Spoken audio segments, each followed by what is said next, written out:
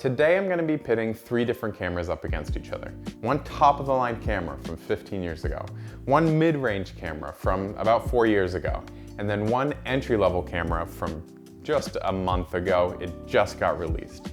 I'm checking for a couple things. Image quality, because I'm a filmmaker and cinematographer, and image quality is king. That's what matters most to me. But secondarily to that, how easy is it to get that image quality? So I'm gonna walk through 3 different situations, one studio setup, one outside natural light setup, and then one nighttime setup. Let me know what you think as you're going through it, and then at the end I'm gonna reveal which camera's which and how I feel specifically about those cameras and using them. So the first setup is this studio setup. And it's the easiest one for any camera because you set up the studio to not tax the camera. That's just what studios are for. Give the camera the optimal conditions so you have to do less work later on, or the image just looks great immediately. So none of the cameras had an issue with this, and all of the cameras look great. And this is one of the setups where that is true. All of these are workable, and all of these, in my opinion, are great. But let me know what you think about them. The second setup is where things get interesting. I purposefully set up these cameras to fail. And I don't think any of them failed. I think there definitely is a clear winner and a clear loser, but fail is a big word. Dynamic range is insane in all of these cameras because I'm shooting the shadow side of someone's face while getting the sky. And the lemon tree is really the tell here. I think all of their faces, you can see their features. The sky looks blue in all of them, but that lemon tree is what is the difference. The third test is the one, honestly, that surprised me the most and that I liked. So I'm torn between which one I like better. Camera A is a lot more punchy and contrasty. The second one, it could be punchier, but I was struggling with getting the colors to match exactly what I envisioned in my head. The third one is where I like it, but I need to figure out, I think, how to expedite this process with this camera. It takes so much longer with this, but overall, the image quality is fine. Give me some more time with this, it'll look good. But I will say my favorite camera, because of how the highlights roll off and just naturally the contrast that's in the image, is camera A. So 2 of these cameras are cinema cameras and one of them is not. In the comments, let me know, based on the colors and the fact that this was done quickly, what you think is what. And if you know this channel, it might be easier than with other cameras, but let me know. So now, which cameras did I use?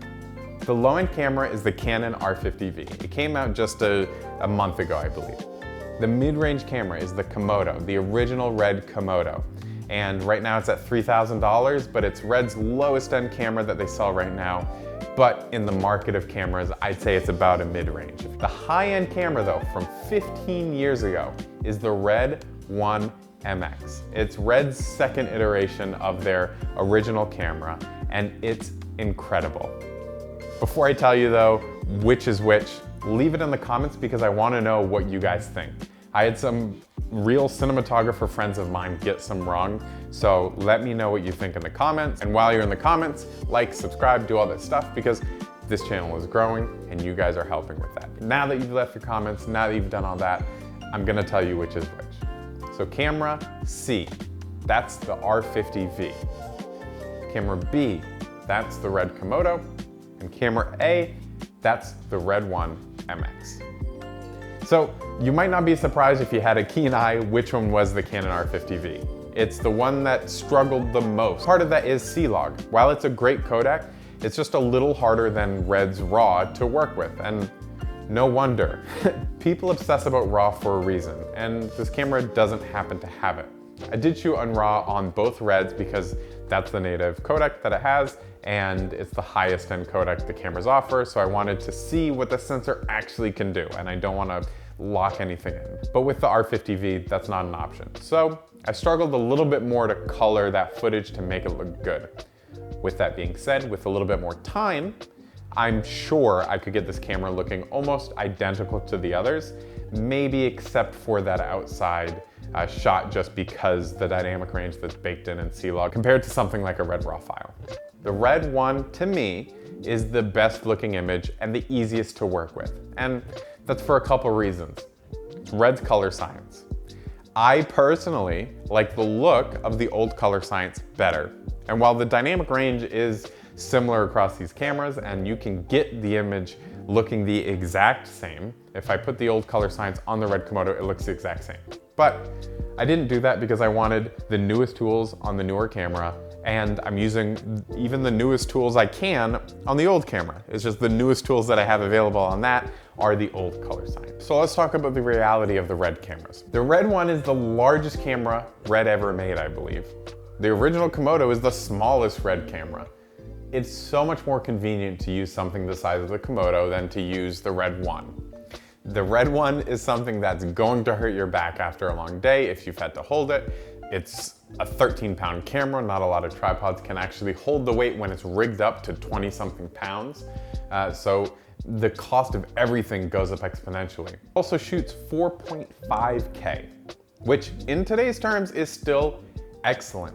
But this thing's a behemoth. I don't expect anybody to use it. It's huge, it's cumbersome, it has a history of overheating. There's just so much that makes this camera not really feasible today. It even uses actual hard drives as media. They're proprietary. They have a special cable to handle all that data, but it uses old spinning hard drives.